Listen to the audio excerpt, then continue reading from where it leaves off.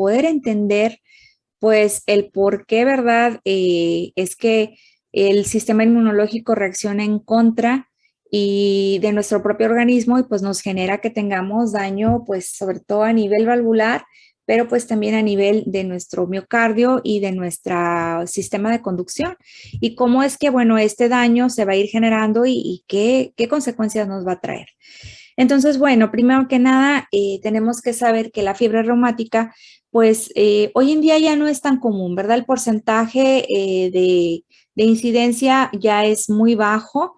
Realmente en años atrás y en otros países donde, bueno, pues no se han hecho suficientes campañas de prevención, pues todavía sigue existiendo, ¿verdad? Como una causa común de cardiopatía. Pero bueno, según las estadísticas, pues en nuestro país y en Estados Unidos, pues ya realmente es muy raro, no es común. Vamos a ver que la agente causal de la fiebre reumática, pues es el estreptococo beta hemolítico. Y bueno, realmente lo que va a ocurrir aquí, pues es una respuesta inmunológica de nuestro sistema en contra de este microorganismo, en contra de esta bacteria, pero una vez que comienza a actuar en contra de esta bacteria, pues también va a comenzar a atacar a nuestros propios tejidos. Y esto lo va a hacer debido a que, bueno, pues algunas partes de las, digamos, aminoácidos o de los carbohidratos que conforman la estructura de la bacteria, pues son iguales a algunos que nosotros poseemos en nuestras estructuras, principalmente a nivel valvular y a nivel del miocardio. Y esa es la razón por la cual esto ocurre. Entonces, vamos a ver que generalmente vamos a terminar en un paciente que ya cursó con una faringoamigdalitis de origen estreptocócico.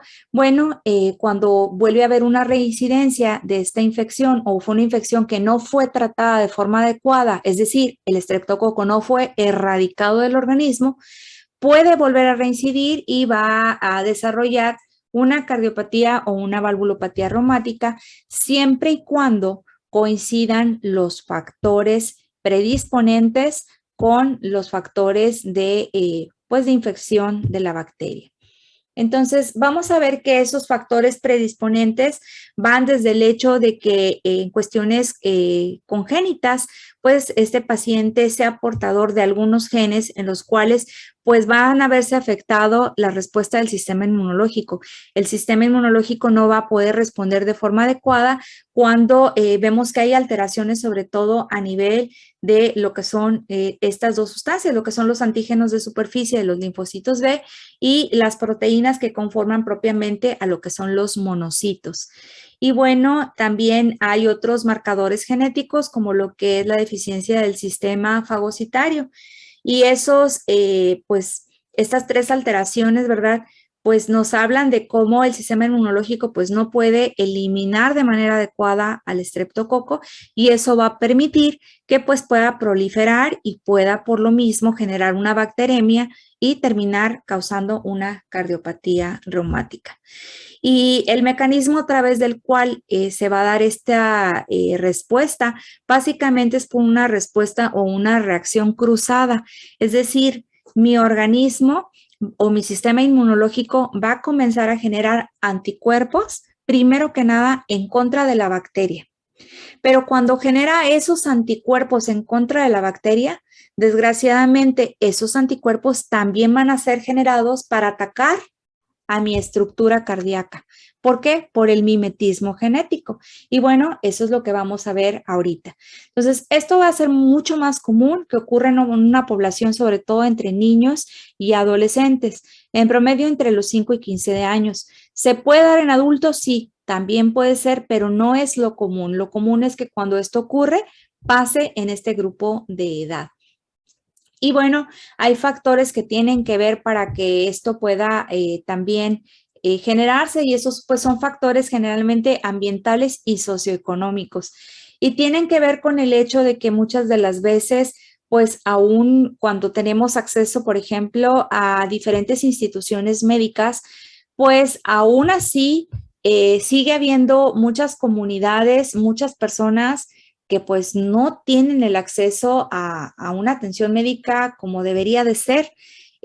Muchos de ellos, a pesar de que hay programas hoy en día que, digamos, abarcan a la población que, pues de alguna manera no tiene una seguridad económica como aquellos que trabajan, digamos, en Maquila o en alguna otra empresa que te da, pues, derecho al seguro social, pues hay comunidades y personas que ni siquiera tienen eso y que, bueno, para eso Secretaría de Salud ha creado programas y aún así no tienen acceso. Y quienes sí tienen acceso, hay veces que simplemente sufren algún tipo de proceso infeccioso y pues no se atienden porque, bueno, quizás consideran pues que no es tan grave, que pues no me siento tan mal, que a lo mejor pues es fin de semana igual y si sigo mal en la noche voy o hasta mañana, ¿verdad? Y esas conductas que tenemos pues son las que van a ir generando que pues esto pueda volver a repercutir, a que en el paciente pueda generarse propiamente una bacteremia por un mal cuidado.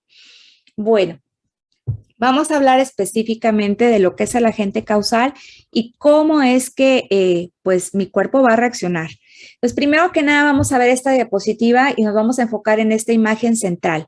Y vamos a ver que esto representa una porción de la bacteria y vemos cómo la parte central representa lo que es el núcleo, esta que está en color azul, y vemos cómo el núcleo pues está protegido por diferentes capas. La primera capa es una membrana celular que lo va a envolver, después tenemos una pared celular y enseguida una cápsula. Vemos cómo también dentro de la estructura, vemos cómo a partir del núcleo hacia el exterior, pues protruyen o salen, digamos, estas bandas de proteínas que van a ser parte también de la misma estructura y que le van a conferir ese grado de virulencia. Vemos como también dentro de sus estructuras tenemos una porción donde están las streptolicinas. Muy bien. Cada una de estas partes que posee, pues son las que le ayudan para que pueda sobrevivir una vez que ingresa al organismo. Y vemos que, por ejemplo, lo que es esta cápsula, pues está compuesta de ácido hialurónico y el estar hecho, el ser precisamente la cápsula la que lo envuelve y lo protege, pues le confiere primero que nada que se pueda adherir de forma fácil hacia el epitelio que va a infectar. Y número dos, al ser una cápsula, pues eso te habla de que lo envuelve para que no sea destruido. Entonces, este es un factor importante porque no puede ser fagocitado, es decir, es fagocitado, perdón, pero no es destruido durante el proceso de la fagocitosis debido a que la cápsula lo va a proteger de ese proceso. Eso hace que, pues por lo mismo, mi sistema inmunológico trata de eliminarlo, pero pues no lo logra en un primer intento. Entonces, ¿qué hace el organismo? Pues empieza a generar anticuerpos en contra de otras sustancias que forman la bacteria. Y bueno, vamos a ver que estas de las que hablábamos, estas proteínas, que son las proteínas M, pues hay de diferentes tipos. Y estas proteínas están formadas por diferentes cadenas de aminoácidos. La proteína M, en especial la número 5, posee una secuencia de aminoácidos que es prácticamente igual a la que nosotros poseemos en nuestro miocardio. ¿En qué parte del miocardio? Bueno, si recordamos nosotros la estructura, ¿se acuerdan que decíamos que los cardiomiocitos pues están formados por actina, miosina, tenemos troponina, tropomiosina y eso va a formar propiamente lo que es nuestra unidad contráctil o nuestra sarcómera, ¿se acuerdan? La que se va a contraer. Y esa está envuelta por una membrana y esa membrana es nuestro sarcolema. Entonces, vamos a ver que precisamente esta secuencia de aminoácidos de la proteína M5 tiene la misma secuencia que tiene la membrana que recubre a el cardiomiocito, es decir, la misma secuencia que tiene el sarcolema. Entonces, cuando el sistema inmunológico dice, voy a destruir al estreptococo y voy a enfocarme en las proteínas M, pues destruye también el sarcolema. ¿Por qué? Porque obviamente el anticuerpo va en busca de esas proteínas, estén donde estén, y entonces por eso es que va y ataca también las de los cardiomiocitos. Ahora también esta secuencia de aminoácidos de la proteína M5, también aminoácidos que la componen son parte de las que componen a la proteína que es la miosina. Entonces, también va a ir en contra de la miosina, no nada más de la membrana que recubre al cardiomiocito. Entonces, ahí tenemos el primer punto en el que podemos entender por qué la respuesta inmunológica de mi cuerpo en contra del estreptococo, pues me va a afectar a nivel cardíaco porque va y destruye mi maquinaria contráctil, ¿verdad? Del músculo cardíaco. Segundo, vamos a ver que también posee, como decíamos, pues esta pared celular y esta pared pues está compuesta de péptidoglucanos, de carbohidratos y de polisacáridos. Y estos también carbohidratos que van a formar esa pared celular son idénticos a algunos de los carbohidratos que nosotros poseemos en la estructura valvular. Y esa es la razón por la cual cuando genera los anticuerpos en contra de esta pared, pues también van a ir a repercutir y atacar a nuestras válvulas cardíacas. Entonces, ahí podemos entender de entrada dos mecanismos mediante los cuales pues vamos a tener fallos cardíacos. Primero, si el músculo cardíaco se ve dañado y está afectado en su estructura y función, pues obviamente vamos a tener alteraciones de la contractilidad. No va a poderse contraer de forma adecuada. Segundo, si tenemos fallos a nivel valvular, pues podemos entender también que van a afectar tanto lo que es el llenado y el vaciado, es decir, la sístole y la diástole. Se van a ver afectadas. ¿Por qué? Porque al afectar las válvulas, no solamente va a afectar los velos valvulares, sino también parte de la estructura del aparato subvalvular, ¿como qué? Como lo que es propiamente lo que son las cuerdas tendinosas. Entonces, eso es lo que nos va a generar la presencia de este estreptococo. Ahora, regresándome a la diapositiva anterior, como les decía, para que ocurra todo este daño y se reflejen propiamente en una cardiopatía reumática o en una valvulopatía reumática, tenemos que tener factores que se junten. Y entre esos factores, pues hablábamos ahorita de los genéticos que alteran el sistema inmunológico, pero también vamos a ver que hay otros factores, como cuáles, todos aquellos que me generen daño endotelial, y que me generen una alteración en los flujos sanguíneos y que generen un flujo turbulento, ¿sí? ¿Como cuáles? ¿Qué situaciones? Pues propiamente una hipertensión, una diabetes pueden ser un factor que altere el daño endotelial y que a la larga puedan generar que haya flujo turbulento. Otra situación podría ser, por ejemplo, las cardiopatías congénitas, como aquellas en las que hay comunicación de una cavidad donde hay mayor presión a una de menor. ¿Como cuál? Como la cardiopatía donde hay comunicación interventricular. Allí el flujo de mayor presión que está en el lado izquierdo cruza al lado derecho. Y bueno, ¿qué es lo que sucede cuando esos cambios hay? Pues vamos a ver que comienzan a activar un mecanismo en el cual se genera, digamos, un microtrauma. Es decir, si yo tengo aquí dos cavidades y aquí hay mucha presión y acá esta regularmente no maneja tanta, y luego esta presión se cruza hacia acá, cuando cruza, topa o choca, digamos, con las paredes propiamente de la otra cavidad. Ese choque constante que está teniendo el flujo, lo que va a generar es que haya un microtraumatismo en esa pared, puede ser el endocardio, puede ser a nivel valvular, dependiendo de cuál haya sido la situación, pero en la cardiopatía congénita que estamos hablando, pues sería en la pared. Y ese microtrauma que se va a generar, pues obviamente tiene que comenzar un proceso de reparación. Si se rompió, se lesionó esa estructura a nivel microscópico, pues automáticamente se activa el proceso en el cual vienen pues los factores que van a reparar la estructura, como el colágeno, la elastina, los fibroblastos, y van a llegar a ese sitio. Pero a su vez también se va a activar la cascada de la coagulación. Y al activarse la cascada de la coagulación, pues eso también, ¿verdad? Es un factor que va a predisponer para que tengamos pues alteraciones que permitan que si hay una bacteremia, pues esto prolifere. Muy bien.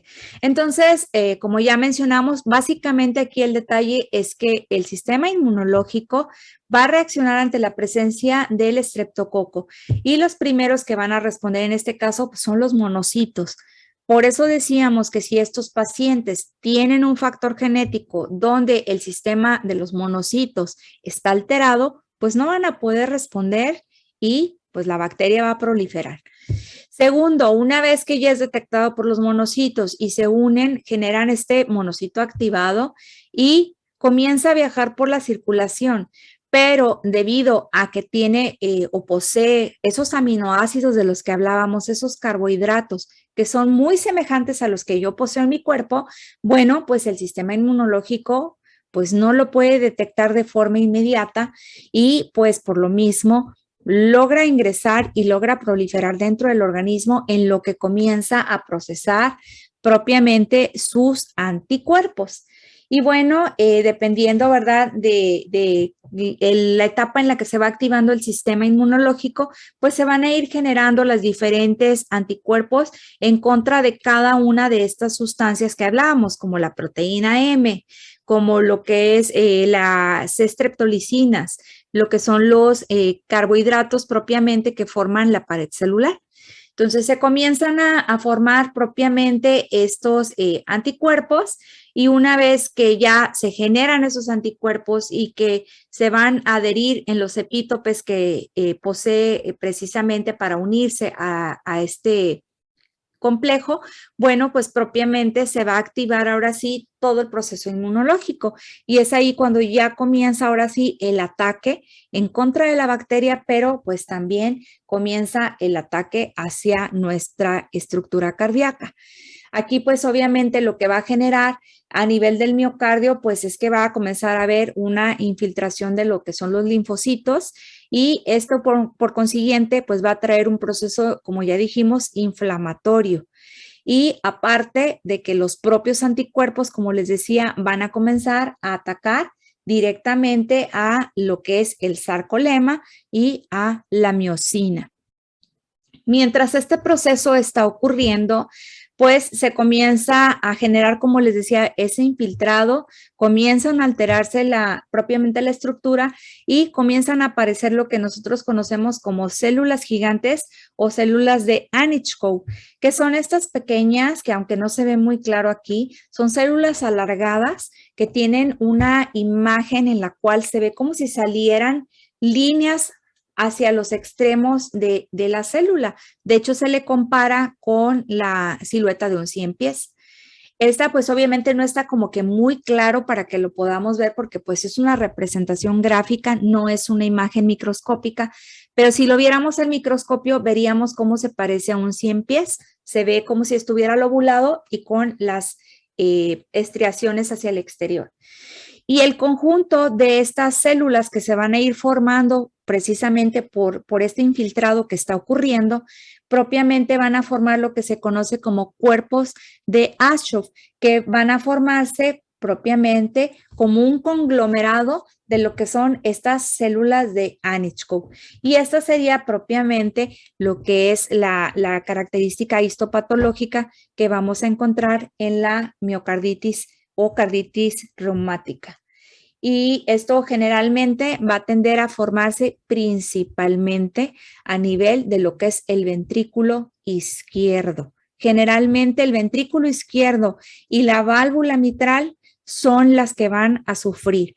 No son las únicas, también se puede, como decíamos, afectar la aórtica, la pulmonar, la tricuspidia, también puede haber afectación ventrículo derecho, pero si lo viésemos en porcentajes, generalmente el lado izquierdo es el que va a estar siendo pues dañado con mayor frecuencia y con más agresividad.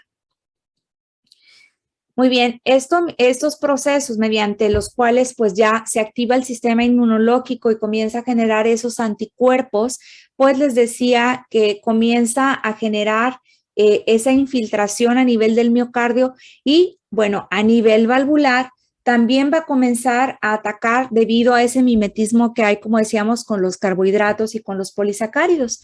Entonces comienza a generar también un proceso inflamatorio a nivel valvular y regularmente vamos a ver que el daño tiende a hacerse en lo que son los bordes libres, es decir, en esta superficie que vemos aquí, y finalmente, conforme el proceso sigue inflamando, sigue generando infiltración, pues también tiende a afectar este punto que son las comisuras.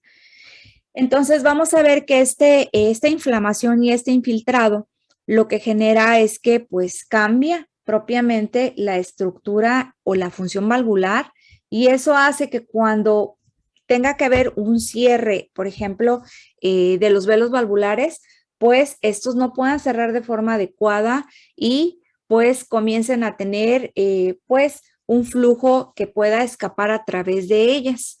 Y ya en una etapa más avanzada, cuando esto remita y comience a haber cicatrización, pues vamos a ver que en lugar de tener un proceso donde hay un reflujo o una válvula insuficiente, vamos a tener pues propiamente una estenosis. Básicamente la respuesta de mi sistema inmunológico aunada a la infección, pues es lo que nos va a dar precisamente que tengamos este daño a nivel valvular.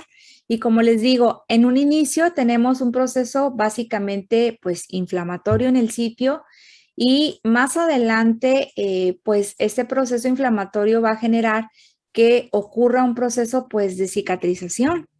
Y ese proceso de cicatrización va a generar que lo que son los velos valvulares pues pierdan su capacidad de poder generar una coaptación adecuada o un cierre adecuado. No van a cerrarse ya de forma normal ni tampoco se van a aperturar de forma normal porque las propiedades tanto elásticas que va a tener cada una de las porciones del velo valvular pues van a estar alteradas. Ahora, vamos a ver que también, como les decía, no solamente afecta a los velos valvulares, sino también hacia lo que son las cuerdas tendinosas. Entonces, si las cuerdas tendinosas tienden a sufrir también este proceso inflamatorio, cuando viene la parte en el proceso cicatrizal, pues se podrán imaginar que tampoco van a tener la capacidad elástica que tenían, que les permitía poder jalar y retraer los velos valvulares. Pierde esa propiedad y bueno, eso también pues nos va a estar alterando al final de cuentas el ciclo cardíaco. ¿Por qué? Porque al no haber una buena coaptación y haber fuga de sangre de una cavidad a otra, pues el gasto cardíaco se va a ver afectado. Ahora también parte del daño estructural que se va a generar en respuesta del sistema inmunológico, pues también afecta al sistema de conducción y generalmente el sitio que más va a afectar es el nodo aurículo-ventricular. Y bueno, si ustedes ahorita se acuerdan de lo que acabamos de ver ahorita de la fisiopatología, pues decíamos que este infiltrado y esta respuesta inmunológica va directamente hacia la zona del miocardio y a esas proteínas que conforman tanto el sarcolema como lo que es la miocina. Y bueno, si ustedes recuerdan el sistema de conducción, básicamente lo que es el nodo auriculoventricular está sumergido o está en el piso de la aurícula, pero pues también está, digámoslo de alguna manera, protegido o envuelto en parte de lo que es el miocardio, así como lo que son las fibras de Purkinje, que también pasan hacia lo que es el endocardio. Entonces, cuando este sistema inmunológico se activa, tiende a también atacar directamente esta porción. Entonces, si nosotros tenemos una alteración directamente al nodo auriculoventricular, pues podemos entender por qué vamos a ver a nivel de electrocardiograma bloqueos auriculoventriculares. Y esto quiere decir que el impulso que sale del nodo sinusal hacia los ventrículos, pues una vez que llega a este sitio va a tener un retraso en la conducción. Es decir, el impulso no va a pasar directo como debería de pasar porque el nodo auriculoventricular está dañado. Entonces el impulso sale, pero se va a demorar o va a tardar en llegar y en otras ocasiones se va a bloquear y no va a pasar el impulso, dependiendo de qué, del daño que haya a nivel auriculoventricular. Como estamos hablando de que se genera esto en presencia de una bacteremia, pues en una cardiopatía reumática vamos a tener prácticamente el conjunto de endocarditis, miocarditis y pericarditis. Vamos a ver las tres cosas en conjunto, incluso la valvulopatía. ¿sí?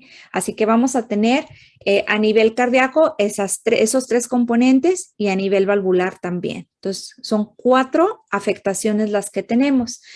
Aquí en este caso, como sabemos que está presente la bacteria y sabemos que pues estamos ante situaciones patológicas en las cuales el sistema inmunológico quizás, como les decía, de forma genética ya viene con algún problema, o tenemos alguna patología, como decíamos, hipertensión, diabetes, cardiopatía congénita, que propicia el daño endotelial o flujo turbulento, pues eso genera con mayor frecuencia el depósito de estas placas del estreptococo, que también van a estar generando que haya propiamente pues una endocarditis bacteriana. Y bueno, si ya tenemos, como les decía, propiamente el proceso de una cardiopatía reumática, generalmente también tenemos una pericarditis. Y en este caso, pues va a ser propiamente por el proceso inflamatorio que va a generar que haya hacia lo que es el espacio, ¿verdad? Pericárdico, un exudado por el mismo proceso que está habiendo en ese momento. Y ese exudado pues nos va a generar que haya propiamente un derrame o una pericarditis, dependiendo obviamente de la cantidad de líquido, que si ustedes recuerdan, pues por encima de los 50 cc, ¿verdad? Es cuando ya empezamos a tener problemas. Y bueno, pues nada más como breve recordatorio, pues ya sabemos que también parte del cuadro se genera cuando vemos el paciente que llega con un dolor de tipo opresivo, muy semejante al de la cardiopatía isquémica, pero que en este caso tiene la característica de que pues cualquier movimiento, incluso los respiratorios lo exacerban, pero el cambio de posición lo mejora. Y sabemos que en la cardiopatía isquémica pues no mejora, aunque lo sientes, lo pares, lo acuestes. Y bueno, aquí no. Aquí va a mejorar en posición de Fowler o posición de trípode.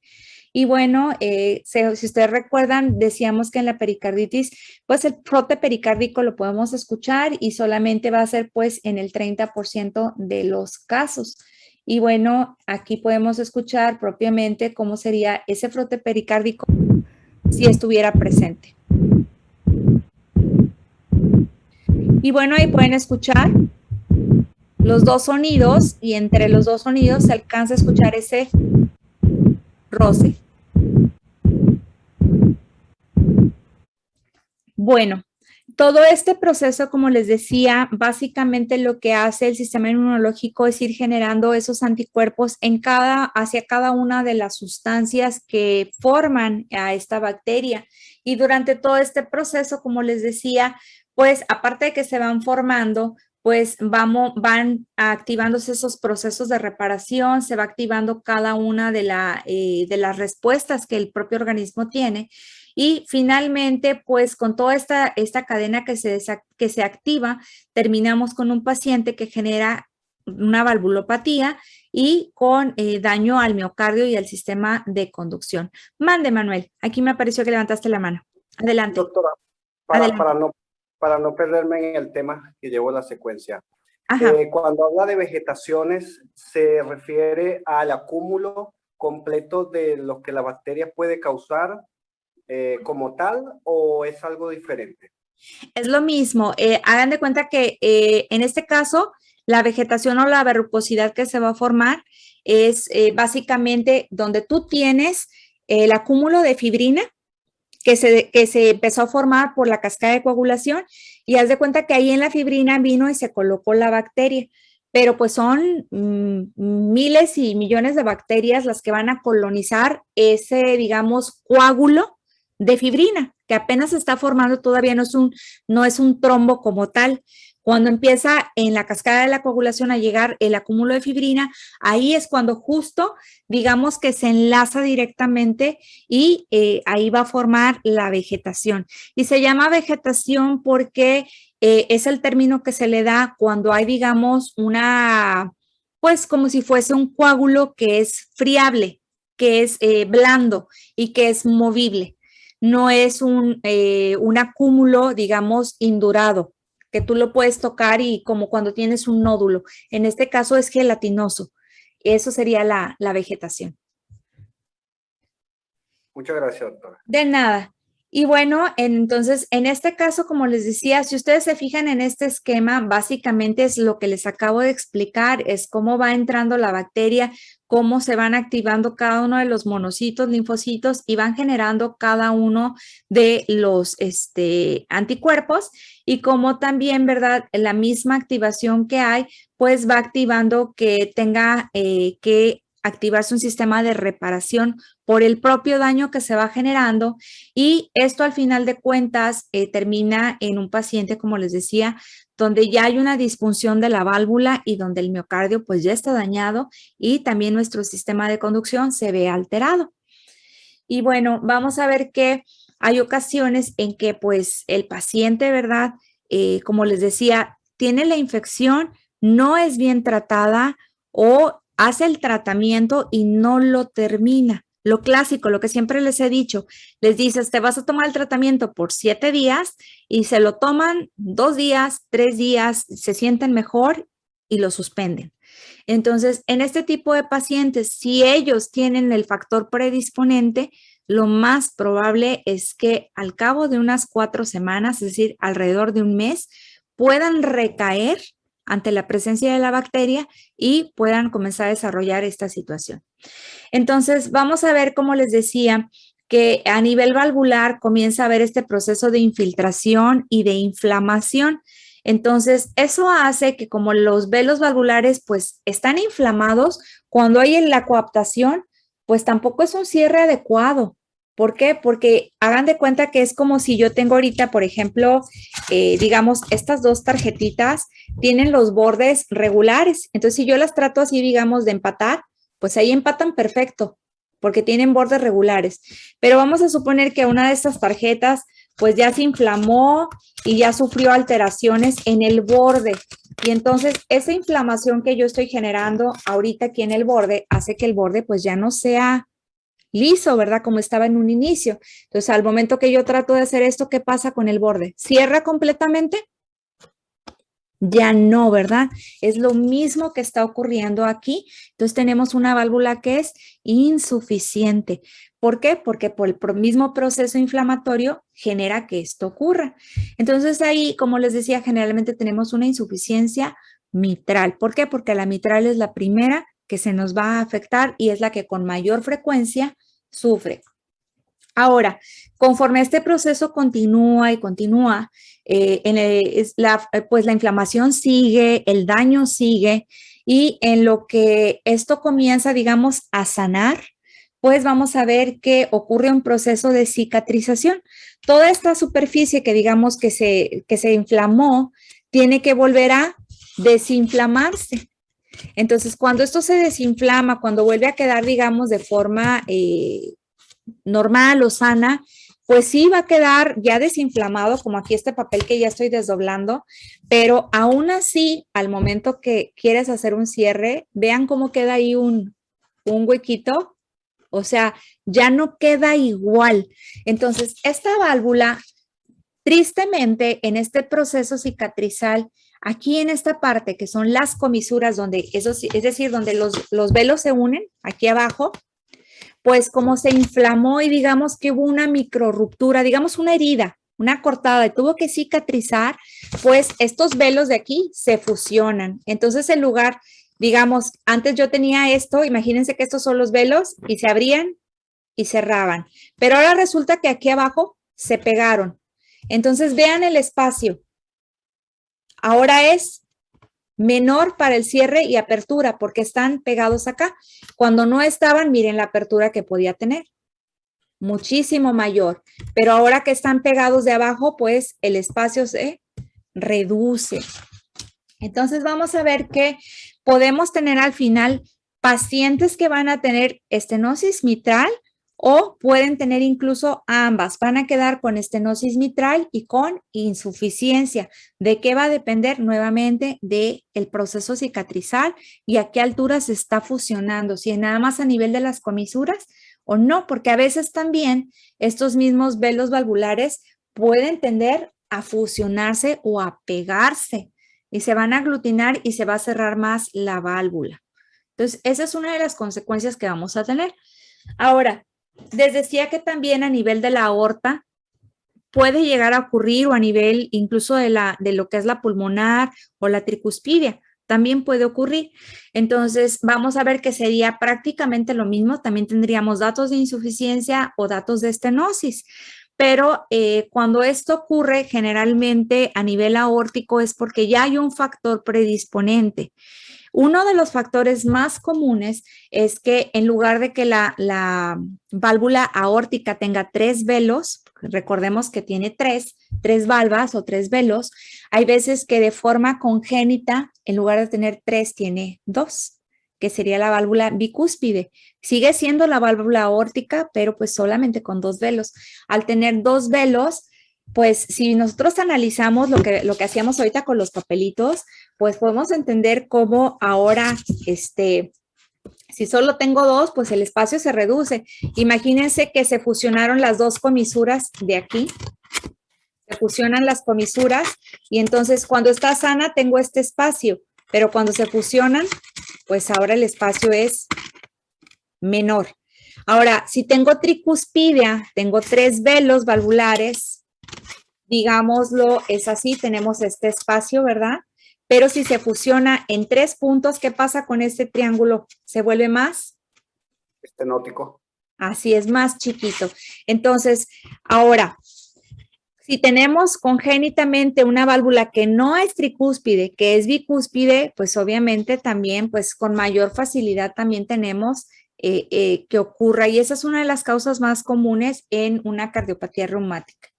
Y repito lo mismo, puede ser que solamente tengas insuficiencia en la fase aguda y en el proceso cicatrizal estenosis, pero puede ser que al final puedas tener doble lesión valvular, ¿sí? Quedas con insuficiencia y con estenosis. Y bueno, regularmente nosotros tenemos que sospechar de que un paciente pueda cursar con una fiebre reumática, pues cuando tenemos un paciente que tiene un cuadro de faringoamigdalitis. Y esta faringoamigdalitis nosotros tenemos que definir si el origen pues es viral o bacteriana. Y pues muchas de las veces sabemos que cuando nosotros hacemos la exploración física, ¿verdad? Pues así a simple vista, pues no puedes decir si es bacteriana o es viral. Simplemente te riges por la clínica, te riges por el cuadro, ¿verdad? Clínico y tu experiencia. Pero si tú de entrada ves, por ejemplo, en la zona de las amígdalas placas, pues tienes que empezar a sospechar que pueda ser de origen bacteriano y sabemos que el primer agente causal pues es el estreptococo beta hemolítico. Ahora, tienes duda, tienes que enviar a hacer cultivo. ¿Por qué? Porque a veces se puede llegar a confundir estas placas de lo que es el estreptococo con lo que son los tonsilolitos, que sí, me imagino que los han escuchado y si no, creo que en la tarea por ahí se los dejé, ¿verdad? No sé si ya está aperturada, si ya la vieron. Sí, doctora, el acúmulo de comida. Así es, los tonsilolitos, es algo también bien común. Entonces, a veces cuando no tenemos pues una muy buena higiene y aparte de eso, tenemos amígdalas que tienen criptas. No sé si eso también lo recordarán si es que ya llevaron otorrino, pero hay pacientes que muy frecuentemente dicen, es que yo me enfermo bien seguido y dicen, me enfermo de las anginas y seguido y seguido y seguido. Esos pacientes llegan a tener sus amígdalas bastante crecidas y se generan criptas, es decir, que la superficie se comienza a tener como cráteres, como hoyitos, digamos. Y entonces en esos cráteres que tenemos, pues ahí es donde se va a ir acumulando esos residuos del bolo alimenticio y se pueden llegar a ver como lo vemos en esta imagen, muy parecido. Entonces, si lo ves, a veces dices, pues tengo el paciente con esto y trae fiebre mayor de 38, malestar general y no le encuentro nada más, pues de seguro el problema es ¿no? El problema que estoy viendo yo en la faringoamigdalitis. Entonces, ahora, ¿sabes de qué origen es? Pues no sé, ¿verdad? Pero sospecho que es bacteriano porque veo placas, cultivo. Hay que hacer cultivo. ¿Por qué? Porque si sí es, ya vimos ahorita que si no se trata de forma adecuada, pues vamos a tener consecuencias graves en el paciente. Aparte de que una faringoamigdalitis de origen estreptocócico se tiene que reportar de forma semanal a Secretaría de Salud. Entonces, cuando ustedes estén en su consultorio, van a ver que pues hay formatos que tienes que estar llenando y estar reportando a epidemiología para que se lleve el control. Entonces, generalmente estos pacientes pues vienen con pues un cuadro, ¿verdad?, de sintomatología general, vienen con malestar, fiebre elevada y en ocasiones puede ser que traigan algún tipo de erupción como esta que vemos aquí, que también podríamos ver al paciente y decimos lo que tú tienes es escarlatina y no propiamente una faringoamigdalitis, ¿verdad? Entonces hay que investigar. Ante dudas siempre hay que confirmar. Y bueno, como les digo, en este caso, ¿qué necesitamos? Pues un cultivo o un exudado faríngeo. Obviamente haces tu orden, lo mandas al laboratorio para que se pueda realizar el cultivo y regularmente se tiene que hacer un cultivo en el cual pues sea seriado, es decir, tomamos 2 hasta 3 muestras diferentes para ir comparando, no nada más descubrir el agente causal, sino que también para poder iniciar un tratamiento antibiótico y ver si en este caso la bacteria es susceptible o no al tratamiento que tú le estás indicando. Entonces, vamos a ver, como les digo, que regularmente si tienes dudas, se manda a hacer cultivo. Si tú estás en una unidad rural y no tienes manera de mandar a hacer cultivos, obviamente tu tratamiento tiene que ser de forma empírica, ¿verdad? Y tú dices, bueno, yo sí creo que es de origen bacteriano, entonces pues vas a tratar de dar inmediatamente el tratamiento contra la bacteria y no dejarlo nada más así pensando, bueno, ¿y qué tal si es viral? Le damos sintomático nada más. Nada más que a veces esta situación, pues sin querer, hace también que se den tratamientos, digamos, a diestra y siniestra, ¿verdad? Como que llega el paciente y dices, pues por sí o por no le doy, y le doy. A veces se genera esa conducta en algunos médicos y pues eso a la larga nos va a traer consecuencias porque se puede generar resistencia bacteriana, que esa es una de las complicaciones que vamos a ver en la cardiopatía reumática. Y bueno, manden. Ok, y vamos a ver que para que nosotros podamos pensar que el paciente pues está cursando con datos propiamente de una fiebre reumática y que pues me va a culminar con parte de los daños con una cardiopatía, bueno, pues primero que nada tengo que tener el paciente que tiene demostrado que tiene una infección a nivel faríngeo o faringoamigdalino por el estreptococo. Si yo tengo la prueba o el cultivo positivo y después, como les decía, incluso hasta después de un mes, si el paciente no fue tratado de forma adecuada y es un paciente susceptible, vamos a ver que se va a repetir un cuadro febril. Y tiene características específicas. Cuando el paciente cursa con esta fiebre elevada, comienza a tener periodos en los cuales pues manifiestan generalmente artralgias y este tipo de artritis que manifiesta es una poliartritis migratoria, es decir, a lo mejor el niño te puede decir, ¿sabes qué, mamá o tío o al doctor? ¿Sabes qué? Es que hoy me duele muchísimo, a lo mejor no sé, la parte de las muñecas, no la aguanto, me duele demasiado y en unos días, no, ya no me duele nada, pero ahora me duele la rodilla y empiezan a quejarse de la rodilla. Y luego, no, ya no me duele la rodilla, pero pues ahora me duelen los tobillos. Entonces, es una artritis que va migrando. Y bueno, posteriormente, en un paciente que sí la desarrolla, pues vamos a tener propiamente el daño cardíaco y valvular del que hablábamos.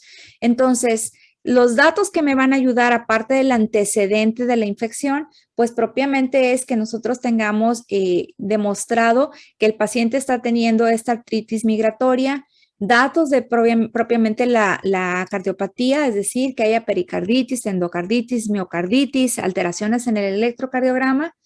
Y si en este caso comenzamos a analizar, que eso lo vamos a ver en el siguiente tema, pues que se forma lo que me preguntaba Manuel, me preguntaba, las vegetaciones en sí que son, pues son nódulos, perdón, coágulos que son friables, son gelatinosos. Entonces, fácilmente con el mismo torrente sanguíneo se pueden desprender. A lo mejor no toda la vegetación, pero fragmentos pequeños pueden desprenderse y viajar. ¿A dónde? A cualquier parte, ¿verdad? Porque van a hacerlo a través de nuestra aorta. Si eso pasa y se alojan en el sistema nervioso central, puede haber manifestaciones, por ejemplo, como lo que es la corea de Sydenham. Puede haber incluso datos que nosotros veamos a nivel cutáneo como el eritema marginado e incluso puede haber infiltrados inflamatorios como lo que son los nódulos subcutáneos o de Meynet.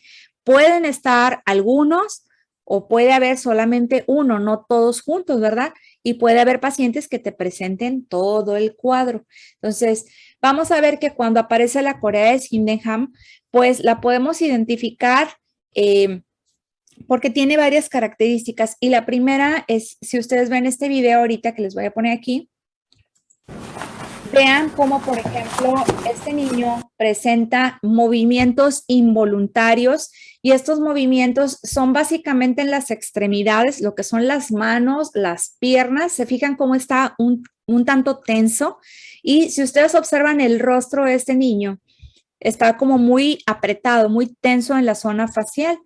Generalmente vamos a ver que estos movimientos van a tender a afectar precisamente extremidades y esta porción del rostro y no los pueden controlar.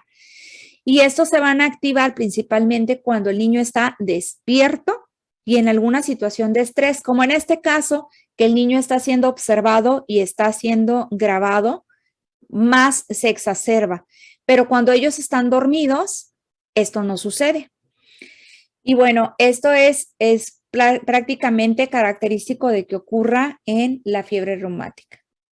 Otra de las características que les decía básicamente son lo que se conocen como nódulos de Meynet. Los nódulos son palpables. Ustedes los tocan y básicamente se palpa por debajo de la piel. Son elevaciones que son móviles en planos, no duelen y están formados por ese infiltrado inflamatorio que está habiendo por la respuesta inmunológica.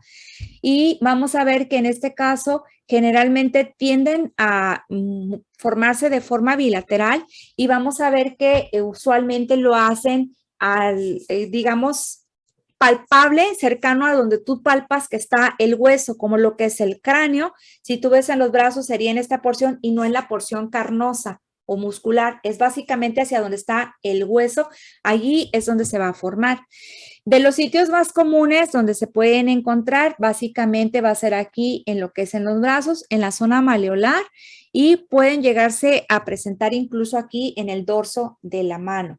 Hay otras partes del cuerpo, pero las más comunes van a ser estas tres. Y el eritema marginado, como les decía, básicamente van a ser unas manchas eritematosas que si nosotros las podemos palpar, algunas de ellas en el borde van a tener una pequeña elevación. De hecho, cuando inician como una pápula. Una pápula es, digamos, como si fuese una lesión ligeramente elevada. Se ve usualmente como cuando te va a brotar, digamos, una espinilla, un granito, ¿verdad? Tienes una pápula. Eso es una pápula, una lesión elevada. Y esta, pues va a ir presentándose un poquito cada vez más amplia, hasta dar esta imagen y que generalmente va a estar en lo que es el tronco. Estas regularmente tienen que ver también con el mismo infiltrado que se está generando por la respuesta inmunológica. En el caso de la artritis, como les decía, es una artritis que es migratoria. Regularmente también la misma respuesta inmunológica va a generar que haya inflamación, que haya dolor en el sitio. ¿Por qué? Bueno, si ustedes se acuerdan ahorita que veíamos la estructura de la bacteria, decíamos que muchos de las proteínas y de los polisacáridos, pues los encontrábamos en el miocardio y otros en la válvula. Bueno, algunos de esos carbohidratos que poseen las válvulas también se encuentran en otras estructuras de nuestro cuerpo, como cuáles, como las articulaciones. Entonces, es por ello que el sistema inmunológico, cuando ataca a nivel valvular, que es en lo que nos concentramos porque estamos viendo las cardiopatías, pero bueno, hay que saber que también hay otros componentes en el cuerpo que poseen esas estructuras y por eso es que tenemos estas afectaciones que estamos viendo. Entonces, por eso es que se inflama y genera esta respuesta a nivel articular. Ahora, vamos a ver que esta no va a ocurrir en las articulaciones como lo que son falanges, cadera ni columna. Ahí no. Generalmente lo va a hacer en lo que es la articulación del codo, la muñeca, las rodillas, los tobillos, que son lo más frecuente que nosotros vamos a ver. Y bueno, para que nosotros podamos completar realmente y tener un criterio o una idea de qué es lo que está pasando en este paciente y podamos decir, pues me parece que este paciente está desarrollando ya propiamente datos de fiebre reumática y pues me preocupa que vaya a terminar con el daño en el miocardio y el daño valvular, pues bueno, hay criterios. Y en este caso, pues son los criterios de Jones, los criterios modificados, que incluyen criterios mayores y criterios menores. Para eso nosotros tenemos que tener, para hacer el diagnóstico, 2 criterios mayores y puede ser esos más la evidencia de la infección, es decir, que realmente estaba el estreptococo, o un criterio mayor y 2 menores más la evidencia del estreptococo. Si ustedes se fijan en los criterios que tenemos aquí, están prácticamente las reacciones que dijimos que va a tener. Tenemos daño a nivel del corazón, del miocardio, y tenemos que demostrar que está dañado a través, por ejemplo, de un ecocardiograma, donde se va a evaluar, pues propiamente el jet de sangre que va a ser disparado en cada una de las sístole, donde nosotros veamos también a través de un ecocardiograma si está la presencia de la vegetación o no, y propiamente, ya que tú lo demostraste y que tengas, por ejemplo, también alguna alteración en el electrocardiograma, pues puedas buscar todos estos que acabamos de ver ahorita, que son manifestaciones propias por la respuesta inmunológica. Ahora, también va a haber criterios menores, que es como el hecho de que yo tenga un paciente que está ingresando con con una temperatura bastante elevada y que si yo tengo algún estudio, ¿verdad? Que si yo estoy sospechando que es una fiebre reumática, pues obviamente voy a pedir estudios de laboratorio. Entre esos puedo evaluar, por ejemplo, lo que son las antiestreptolicinas. ¿Por qué? Porque decíamos que parte de la estructura de la bacteria son las streptolicinas y también en contra de ellas se va a generar anticuerpos. Y bueno, de ahí, como les decía, hay más datos que podemos conjuntar. Todo eso son justo los que acabamos de ver de cómo la bacteria los va a ir generando esas alteraciones y con eso vamos a poder nosotros tener ahora sí propiamente un diagnóstico. Ahora en el electrocardiograma, hace un ratito les decía que puede haber alteraciones de la conducción donde yo pueda haber prolongación del intervalo PR, es decir, de la onda P al QRS, el tiempo mucho más alargado y que pueda tener incluso que yo tenga ondas P que no conducen, como les decía, aquí hay una onda P y no hay QRS, aquí hay una P y no hay QRS, y después tenemos una onda P y sí hay un QRS. Entonces aquí podemos ver nosotros cómo hay alteraciones.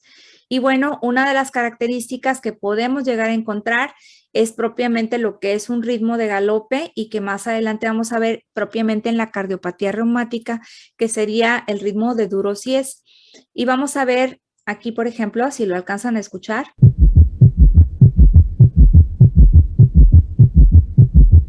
Oyen ese sonido, no es loop-dub, no es 1, 2. 1, 2, 3, 1, 2, 3, 1, 2, 3. Ese es un ritmo de galope y ese pues es un ritmo que no es normal, ¿verdad? Nos está hablando de que hay alguna alteración. Y bueno, como ya habíamos mencionado, dependiendo de cada una de las fases, las afectaciones que pueda tener y dependiendo de la lesión, pues puede ser que encontremos incluso la presencia, por ejemplo, de soplos, retumbos. En por ejemplo, ¿escuchan eso? Ese es un soplo. ¿Sí? Y esos soplos se dan propiamente porque tenemos afectación a nivel valvular. Acuérdense que como no hay un cierre adecuado, están cerrando las valvas y está habiendo un escape de flujo aquí. Entonces, cada que se contrae y hay escape, eso es lo que estamos escuchando, el soplo. Entonces, para los exámenes que nosotros tenemos que pedir, una vez que ya tenemos la sospecha, pues ya vimos, ¿verdad? Siempre se pide de entrada biometría, química sanguínea. Si creo que puede ser algo de origen bacteriano y está a mi alcance, pedimos cultivo. Dependiendo ya de todos los recursos que tengas a la mano, es lo que vas a indicar. Obviamente, si estos pacientes, tú estás viendo alteraciones en el electrocardiograma, pues son pacientes que no se manejan en casa, ¿verdad? Son pacientes que se internan, se atienden en hospital y obviamente porque ahí tenemos todo el equipo para poder pues atender a este paciente. Entonces, en base a eso, son los estudios que vas a pedir. De los que se solicita, pues ya sabes, el cultivo es obligado porque tienes que descartar que no sea una reincidencia. Acuérdense que estos pacientes tienen que tener el antecedente de haber sufrido una faringoamigdalitis estreptocócica. Entonces, tú ya tienes que demostrar a través del cultivo si está o no está esta bacteria generando nuevamente una infección. Y bueno, básicamente el tratamiento va a estar enfocado hacia lo que es el proceso inflamatorio. Ahora, acuérdense por lo que les estaba ahorita comentando, dependiendo de la afectación que esté teniendo el paciente a nivel valvular y a nivel miocárdico, qué tanto daño tenga, pues puede empezar a generar también datos de insuficiencia cardíaca. Y vamos a ver que de acuerdo a la afectación también que hay en la válvula, va a haber afectación del gasto cardíaco, va a haber afectación en la apertura valvular y el volumen que pueda cruzar a través de la válvula. Eso lo vamos a ver, como les digo, de forma más específica en el siguiente tema. Entonces, dependiendo de eso, son las consecuencias que el paciente va a tener. Puede ser que el paciente curse propiamente nada más con datos de disnea hasta que comience ya a cursar con tos, hemoptisis, incluso afectación ya a nivel hepático, por ejemplo, con hepatomegalia, esplenomegalia, dependiendo de si el daño ya está recurriendo del lado izquierdo hacia el lado derecho. Entonces, sí podemos terminar con una insuficiencia cardíaca global porque, bueno, ya vimos que el ataque es de forma generalizada. Entonces, básicamente se enfoca en antiinflamatorios, en lo que estamos nosotros, ¿verdad? Investigando, como les decía, la presencia del agente causal. Y bueno, dependiendo del grado de insuficiencia cardíaca, pues se tiene que atender la insuficiencia cardíaca, que acuérdense que va a variar entre si el paciente trae o no trae ya esos datos de edema agudo de pulmón